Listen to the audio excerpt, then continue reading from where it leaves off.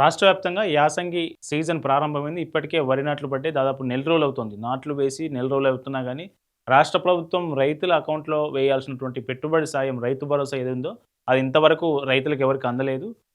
ఈ elections, municipal elections తర్వాత వెంటనే ప్రభుత్వం రైతులందరికీ ఖాతాల్లో ఒకే విడతలో డబ్బులేస్తదనే ప్రచారం జరిగినా గానీ, 17వ తారీఖు నుంచేనే పడతాయని చాలా పేపర్లు రాశాయి.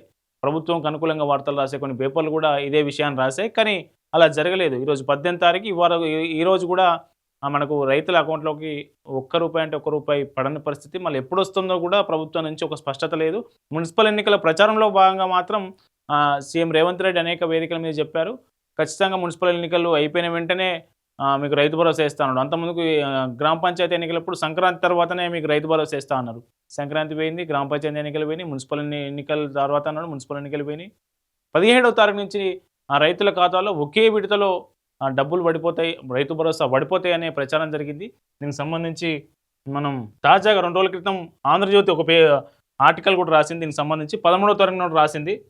17వ తారీఖు నుంచి పడిపోతాయి అని రాసింది. దాన్ని చూద్దాం. ఏ కోతలు లేకుండా యాసంగి పెట్టుబడి సాయం రాష్ట్ర వ్యాప్తంగా 2025-26 ఖరీఫ్ సీజన్లో 69,39,548 మంది రైతులకు ఎకరానికి 6,000 చొప్పున 8,744 కోట్లు రైతు భరోసా పథకం కింద నమోదు బదిలీ చేశారు. మొత్తం కేవలం 9 రోజుల వ్యవధిలోనే 9,000 కోట్లు రైతులకు పంపిణీ చేశారు. ఆ లెక్క ప్రకారమే యాసంగి రైతు భరోసా చెల్లించనున్నారు. ఆర్బీఐ నుంచి 9,000 కోట్లు రుణం తీసుకుంది.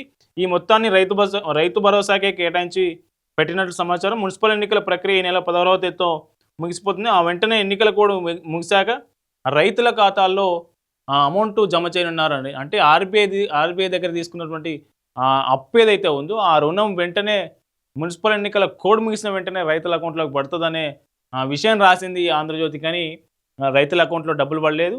మరి ఈ నెల 23వ తేదీ రోజు మనకు క్యాబినెట్ ఉంది, క్యాబినెట్ సమావేశం ఉంది. క్యాబినెట్ సమావేశం తర్వాత ఏమైనా అమౌంట్ పడే అవకాశం ఉందా, మనకు రైతులకు సాయం అందే అవకాశం ఉందా, అవి చూడాలి. ఎందుకంటే బడ్జెట్ సమావేశాలు రాబోతున్నాయి కాబట్టి ఈ క్యాబినెట్ సమావేశంలో ఏ నిర్ణయం తీసుకోబోతున్నారు అనేది తెలియాల్సి ఉంది. అయితే ఇప్పటికే సీజన్ కంటే ముందు ఇవ్వాల్సినటువంటి పెట్టుబడి సాయం సీజన్ ప్రారంభమై నెలన్నర 2 నెలలు గడుస్తున్నా కానీ ప్రభుత్వం ఇప్పటివరకు రైతు భరోసా వేయకపోవడంతో రైతులు బయట వడ్డీలకు అప్పు తెచ్చుకొని అటు దున్నకాలకు కావచ్చు, అట్లాగే విత్తనాలకు కావచ్చు, కూళ్ళకు కావచ్చు, అట్లాగే దీనికి సంబంధించి ఎరువులకు కావచ్చు, వీటన్నిటికీ రైతులు బయట అప్పు తీసుకొచ్చి పంటలు సాగు చేస్తున్న పరిస్థితి కనిపిస్తూ ఉంది. దీనికి సంబంధించి ప్రభుత్వం నుంచి అయితే ఇప్పటివరకు క్లారిటీ రాలేదు. మరి ఈ క్యాబినెట్ సమావేశం తర్వాతనన్నా రైతులకు రైతు భరోసా పడుతుందా లేదా అనేది చూడాలి. దీనికి సంబంధించి మీరు కూడా కామెంట్ చేయండి. Thank you.